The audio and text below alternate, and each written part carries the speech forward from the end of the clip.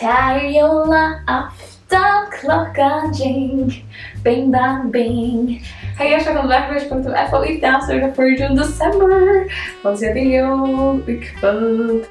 Och jag hoppas du är spänd, det är så spänt. Och jag vill gärna höra vad tid gera henne julafton, så då är det mer. När man undrar hur tid har det hela jul, vad tid gera, vad det säger till jólum, läsa det julevangelie, eller hur gera tid av jólum bete samman, och hur skott. Kanske det gör inte, men jag vill gärna höra hur tid har det hela jul, så då är det, och jag tycker hur skott. Och i det så att vi ska göra hessa flotta jólalamporna som är en ljós, en ljós-lampa.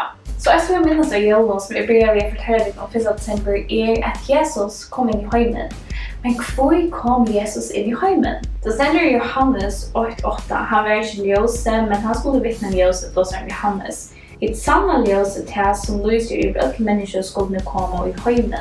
Och det tar sig om Jesus, because Jesus var omtalad en mynd som ett ljós som kom in i heimen, kom in i mörkret. Men hur kom Jesus i heimen? Hvis vi läser kända vers i Johannes 3:16 och vi är resistenter, tog så älskar Gud heimen. Att han gav sån hela en barna som han behöver.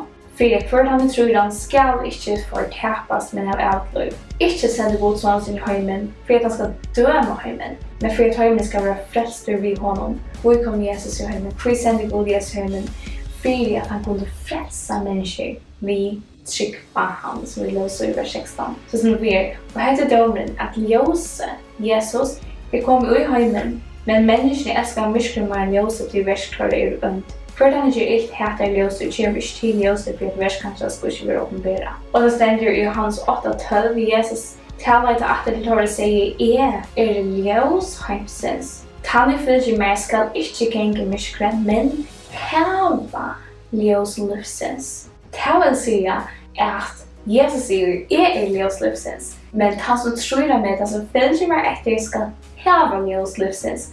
Och det är mynda hos ju hela anden, eller pastor av Jesus eller Guddomon, det är bostad i och människor. Ta sig att vi kikar Jesus, så har vi ljós livsins.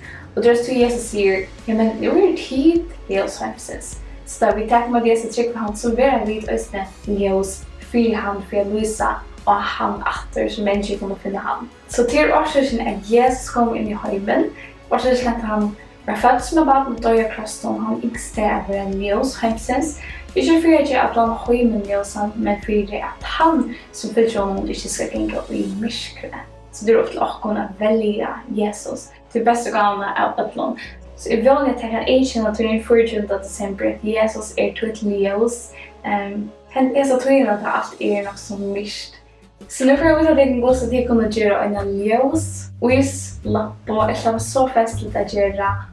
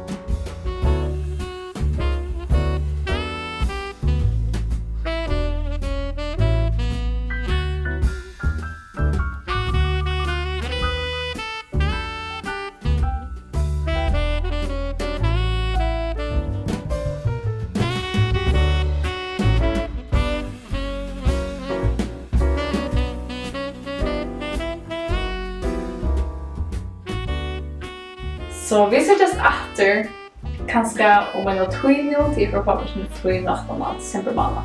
Att knappt att videon.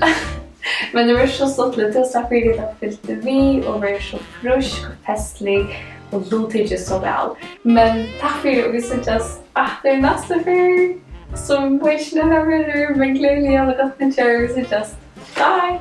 Haldi avfylgja vi inn til jólardik fun, der klokkan 6 åpner vi en nødja Lúka av Vakurleiki.fo, heimasine www.vakurleiki.fo.